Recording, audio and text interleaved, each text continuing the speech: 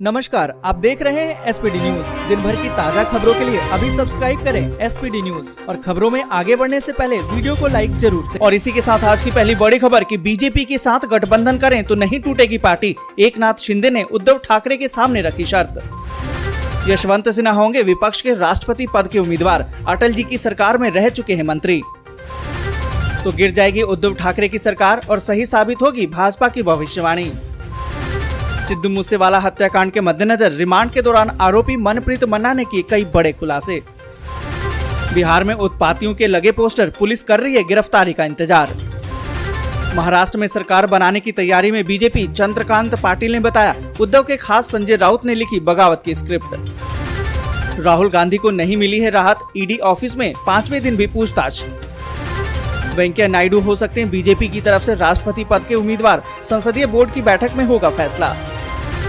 4 साल बाद भी अग्निवीरों को सरकारी नौकरी की पक्की गारंटी, हरियाणा सरकार ने किया वादा। अग्निपथ पर पीएम नरेंद्र मोदी एक्टिव। तीनों सेनाओं के प्रमुखों के साथ करेंगे अलग अलग बैठक। निरहुआ पर विवादित बयान देकर ओपी राजभर ने मचाई खलबली। बोले निरहुआ के लिए नाचने गाने वाले कर रहे प्रचार।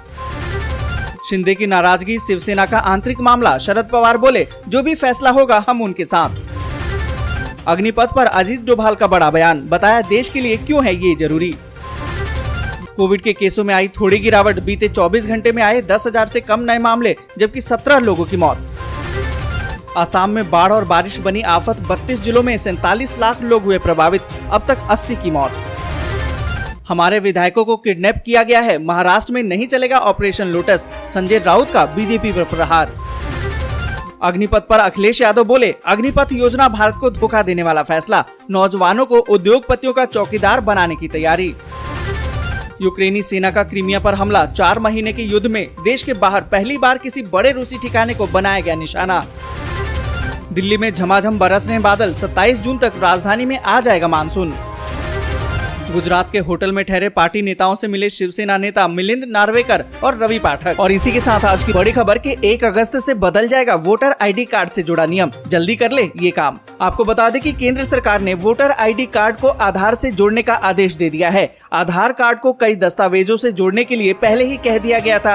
अब इन्हीं दस्तावेजों में वोटर आईडी कार्ड को भी शामिल कर दिया गया है। इससे पहले पैन कार्ड को आधार से जोड़ने के लिए कहा गया था। सरकार ने फर्जी मतदाताओं को रोकने के लिए वोटर आईडी को भी पैन से जोड़ने को कहा है। पैन के साथ वोटर आईडी कार्ड को भी आधार से जोड़ना अनिवार्य कर दिया गया है। आपको बता दें कि नए नियमों के अनुसार 1 अप्रैल 2023 या फिर उससे पहले तक वोटर लिस्ट में जिनके भी नाम हैं, उन्हें अपना आधार नंबर बताना होगा। नए बदलाव 1 अगस्त 2022 से लागू हो जाएंगे और जिनके पास आधार नंबर नहीं है उन्हें लिखकर देना होगा कि उनके पास आधार नहीं है।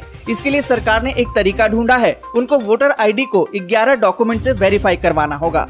इन 11 डॉक्यूमेंट्स में फोटो वाली bank passbook, passport, PAN, driving license, health insurance smart card, pension दस्तावेज, मनरेगा कार्ड, सांसदों या फिर विधायकों या फिर विधान परिषद सदस्यों को जारी किया गया पहचान पत्र, सरकारी सेवा में पहचान पत्र और सामाजिक न्याय मंत्रालय की तरफ से जारी यूनिक आईडी यानी कि आईडी कार्ड शामिल होना चाहिए। और इसी के साथ अगली बड़ी खबर कि नेशनल हेराल्ड केस में 5वें दिन ईडी दफ्तर पहुंचे राहुल गांधी। अब तक 40 घंटे से ज्यादा की हो चुकी पूछताछ। आपको बता दें कि कांग्रेस नेता Rahul Gandhi national Herald money laundering के मामले में पूछताछ यानी 5वें दिन भी प्रवर्तन निर्देशालय के समक्ष पेश हुए। और आपको बता दें कि वायनाड के कांग्रेस सांसद ने जांचकर्ताओं के साथ पिछली 4 बैठकों में ईडी कार्यालय में लगभग 42 घंटे बिताए हैं, जहां उनसे कई सत्रों में पूछताछ की गई है। धन शोधन निवारण अधिनियम के तहत उनके बयान भी दर्ज किए गए हैं। और आपको बता दें कि एजेंसी ने कांग्रेस अध्यक्ष सोनिया गांधी को भी इस मामले में 23 जून को पूछताछ के लिए तलब किया है। और इसी के साथ अगली बड़ी खबर कि अग्निपथ पर पीएम नरेंद्र मोदी एक्टिव। तीनों सेना के प्रमुखों के साथ की अलग अलग बैठक।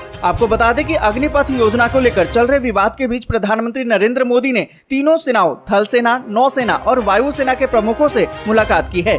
तीनों सेना प्रमुखों ने प्रधानमंत्री से अलग अलग मुलाकात की। और आपको बता दें कि तीनों रक्षा सेनाओं ने नई सेना योजना के तहत अग्निवीरों की भर्ती शुरू करने के लिए पहले ही अधिसूचना जारी कर दी है। आपको बता दें कि सेना की तरफ से जारी नोटिफिकेशन के मुताबिक अगले महीने से आवेदकों का ऑनलाइन रजिस्ट्रेशन शुरू हो जाएगा। सेना ने कहा कि अग्निवीर भारतीय सेना में एक अलग रैंक बनाया जाएगा जो किसी भी अन्य मौजूदा रैंक से अलग होगा। और इसी के साथ अगली बड़ी खबर की अग्निपथ पर अजीत डोभाल का बड़ा बयान, बताया देश के लिए क्यों है ये जरूरी। आपको बता दें कि अग्निपथ योजना को लेकर देश भर में मचे बवाल के बाद अब राष्ट्रीय सुरक्षा सलाहकार अजीत डोभाल भी सामने आ गए हैं। एक इंटरव्यू के दौरान अजीत डोभाल ने कहा कि जो हम कल कर रहे थे अगर वही भविष्य में भी करते रहेंगे तो हम सुरक्षित रहेंगे, ये जरूरी नहीं। यदि हम कल की तैयारी अभी से नहीं करेंगे तो परिवर्तित होना पड़ेगा। आवश्यक इसलिए था क्योंकि भारत के चारों तरफ माहौल अब बदल रहा है। आपको बता दें कि डोभाल ने कहा कि पहला अग्निवीर जब रिटायर होगा तो 25 साल का होगा। उस वक्त भारत की इकोनॉमी $5 ट्रिलियन की होगी। एनएसए ने कहा कि तेजी से बढ़ती अर्थव्यवस्था को ऐसे लोग चाहिए होंगे। उन्होंने कहा कि युद्ध अब बड़े बदलाव की दौर से गुजर रहे हैं। हम संपर्क रहित युद्धों की तरफ जा रहे हैं और हमारी लड़ाई अदृश्य शत्रुओं से है। हथियारों की जगह टेक्नोलॉजी का सहारा लिया जा रहा है। और इसी के साथ अगली बड़ी खबर की यशवंत सिन्हा होंगे विपक्ष के राष्ट्रपति उम्मीदवार, कांग्रेस नेता जयराम रमेश ने की घोषणा। आपको बता दें कि विपक्ष ने राष्ट्रपति चुनाव को लेकर अपने उम्मीदवार की घोषणा कर दी है। कांग्रेस नेता जयराम रमेश ने बताया कि हमने विपक्षी दलों ने सर्वसम्मति से इसका फैसला लिया है कि यशवंत सिन्हा राष्ट्रपति चुनाव के लिए विपक्ष में आम उम्मीदवार होंगे। पिछले कई दिनों से विपक्ष एक उम्मीदवार को अंतिम रूप देने के लिए संघर्ष कर रहा था, अब इस पर विराम लग गया है। और आपको बता दें कि बीजेपी की तरफ से राष्ट्रपति के उम्मीदवार के लिए उपराष्ट्रपति वेंकैया नायडू के नाम पर मंथन चल रहा है। और इसी के साथ अगली बड़ी खबर की शिवसेना में बगावत, 35 विधायकों सहित गुजरात पहुंचे एकनाथ शिंदे, उद्धव के सामने रख दिए शर्त। आपको बता दें कि महाराष्ट्र में एक बार फिर से सियासी संकट शुरू हो गया है। इस बार उद्धव सरकार पर खतरा मंडरा रहा है। सरकार के दिग्गज मंत्री एकनाथ शिंदे 35 विधायकों के साथ गुजरात के सूरत में एक होटल में पहुंच गए हैं। बताया तो ये जा रहा है कि शिंदे के साथ 3 मंत्री भी हैं। शिंदे के साथ शिवसेना से अलावा कुछ और निर्दलीय विधायक भी हैं। महाराष्ट्र सरकार के मंत्री शिंदे ने अपना मोबाइल नंबर तक बंद कर दिया है। उनके मुख्यमंत्री तक की बात नहीं हो पा रही है। शिंदे का अगला कदम क्या होगा, इससे पहले महाराष्ट्र से लेकर दिल्ली तक हलचल तेज हो गई है। और इसी के साथ अगली बड़ी खबर की कोविड के केसों में आई थोड़ी गिरावट, पिछले 24 घंटे में आए 10,000 से कम नए मामले पर 17 लोगों की मौत। आपको बता दें कि देश भर में कोरोना संक्रमण एक बार फिर से बढ़ने लगा है। हालांकि बीते 24 घंटे में देश में कोविड-19 के 9,923 नए मामले सामने आए हैं और इसी दौरान 17 और मरीजों की जान चली गई है, पर उपचाराधीन मरीजों की संख्या 79,313 हो गई है। और इसी के साथ अगली बड़ी खबर कि जैसे हवा मुफ्त में मिलती है वैसे दिल्ली वासियों के लिए योग होगा मुफ्त, अंतर्राष्ट्रीय योग दिवस पर बोले अरविंद केजरीवाल। आपको बता दें कि दिल्ली के मुख्यमंत्री अरविंद केजरीवाल ने अंतर्राष्ट्रीय योग दिवस के अवसर पर त्यागराज स्टेडियम में सैकड़ों लोगों के साथ योगासन किया और कहा कि उनकी सरकार का लक्ष्य स्कूली छात्रों को इसकी शिक्षा देना है। और इसी कार्यक्रम में मौजूद लोगों को संबोधित करते हुए मुख्यमंत्री ने कहा कि दिल्ली सरकार का लक्ष्य ये सुनिश्चित करना होगा कि प्रत्येक दिल्ली वासी दैनिक रूप से योग का अभ्यास करे। साथ ही केजरीवाल ने कहा कि उन्होंने योग मुफ्त में सीखा है और ये दिल्ली वालों के लिए भी मुफ्त में होगा। उन्होंने कहा कि हमें योग को उस मंच तक ले जाना होगा जहां हजारों लोग इसका अभ्यास कर रहे हैं और इसके बाद लाखों लोग इसका अभ्यास करें। और इसी के साथ अगली बड़ी खबर की 4 साल के बाद अग्निवीरों को सरकारी नौकरी की पक्की गारंटी, हरियाणा सरकार ने किया वादा। आपको बता दें कि अग्निपथ योजना को लेकर हो रहे भारी विरोध के बीच हरियाणा के मुख्यमंत्री मनोहर लाल खट्टर ने घोषणा कर दी है कि हरियाणा सरकार सशस्त्र बलों में 4 साल के कार्यकाल के बाद अग्निवीरों को रोजगार की गारंटी देगी।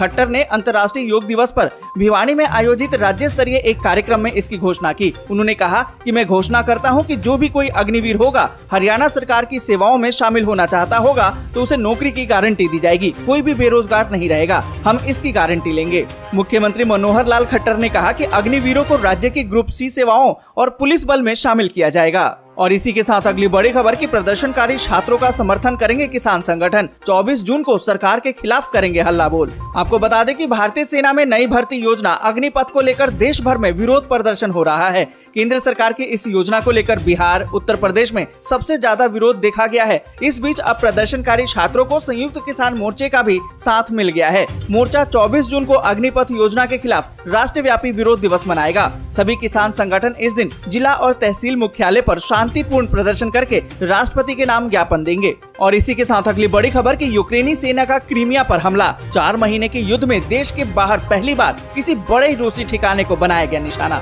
आपको बता दें कि रूस के कब्जे वाले क्रीमिया में काला सागर से तेल निकालने वाले प्लेटफॉर्म पर यूक्रेनी सेना का हमला हुआ है। करीबन 4 महीने के युद्ध में यूक्रेन के बाहर किसी बड़े रूसी ठिकाने पर यूक्रेनी सेना का ये पहला हमला होगा और ये जानकारी रूस के समर्थित क्षेत्रीय प्रमुख ने दी है।